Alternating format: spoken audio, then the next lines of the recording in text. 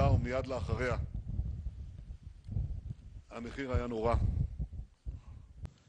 Africa is a continent on the rise. Israel looks forward to strengthening ties with all its countries. Many African leaders visit Israel, and I'm proud to be the first Israeli Prime Minister in over 20 years, to come to visit sub-Saharan Africa. After many decades, I can say unequivocally, Israel is coming back to Africa, and Africa is coming back to Israel. All of our peoples will benefit greatly from our growing partnership. Ladies and gentlemen, this is a deeply moving day for me. Exactly 40 years ago, Israeli soldiers carried out the historic mission at Entebbe, and now I have the privilege to return here as Prime Minister of Israel with some of those same brave soldiers and some of those brave pilots who flew them here. 40 years ago, they landed in the dead of night in a country led by a brutal dictator who gave refuge to terrorists. Today, we landed in broad daylight in a friendly country led by a president who fights terrorists. We have gathered here to mark an event that inspired the world and lifted the spirits of my people.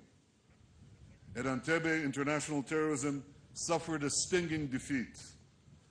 The rescue mission proved that good can prevail over evil, that hope can triumph over evil, over fear. Today, savage terror is once again sweeping the world. We must recognize that the battle against it is indivisible. When terrorism succeeds in one place, it spreads to other places. And when terrorism is defeated anywhere, it is weakened everywhere. This is why Entebbe was more than an Israeli victory. It was a victory for all humanity in the fight against those who threaten our common civilization. The raid on Entebbe was a watershed moment in the life of my people. For centuries, Mr. President, we were stateless and powerless to defend ourselves. No one came to our rescue. We were murdered by the millions. The rise of Israel changed all that. Time and again, Israel has successfully defended itself against enemies committed to our destruction. But it was perhaps at Entebbe where this fundamental transformation was most dramatically seen by the world. On July 4th, 1976, Israel launched the most daring rescue mission of all time to save our captive brethren in the heart of Africa. We were powerless no more. We would do whatever it would take to defend our nation and rescue our people.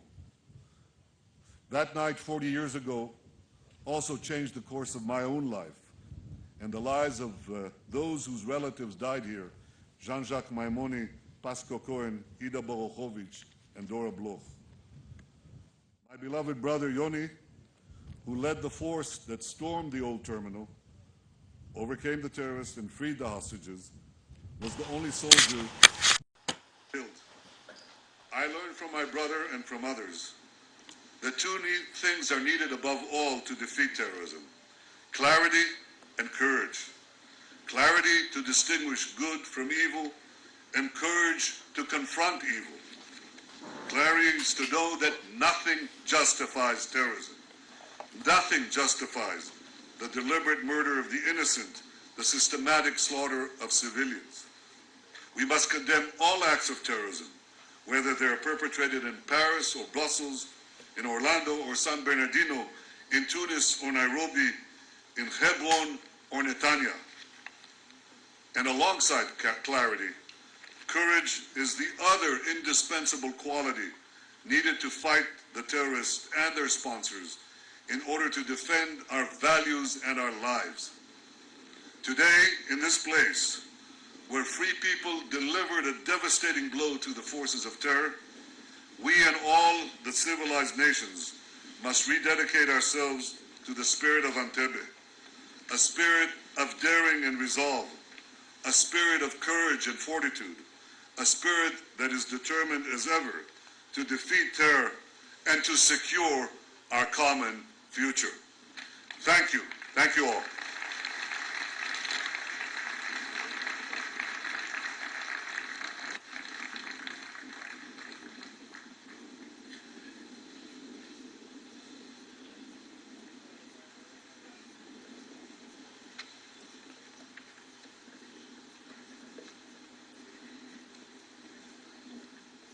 ביקשתי מראש הממשלה להישאר איתנו על הבמה, ואני מתכבדת להזמין את נשיא הרפובליקה של אוגנדה להצטרף אליך, ראש הממשלה, לטקס הסרת עלות מעל 2 לוחות הנצחה, לוח ועליו שמות ההרוגים במבצע, שאת שמותיהם הזכרנו במעמד הזיכרון, ושלט המציין את חנוכתו של מרכז טראומה בבית החולים בקמפאלה. Sir, kindly remain on the stage with us. I'm honored to call upon the President of the Republic of Uganda, His Excellency Yoweri Kaguta Museveni, to join you, Mr. Prime Minister, for the unveiling of 2 memorial plaques. A plaque with the name of those who were killed during the rescue operation, whose names we mentioned in the memorial service, and a plaque marking the inauguration of a refurbished trauma unit at the Mulago Hospital in Kampala.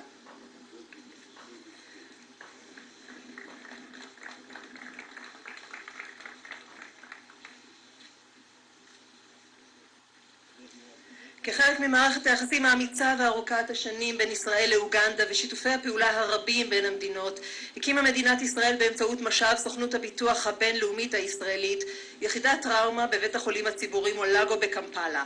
לאחרונה החליט המשאב לשדרג ולחזק את היחידה, ובימים אלה עובר בית החולים שיפוץ נרחב.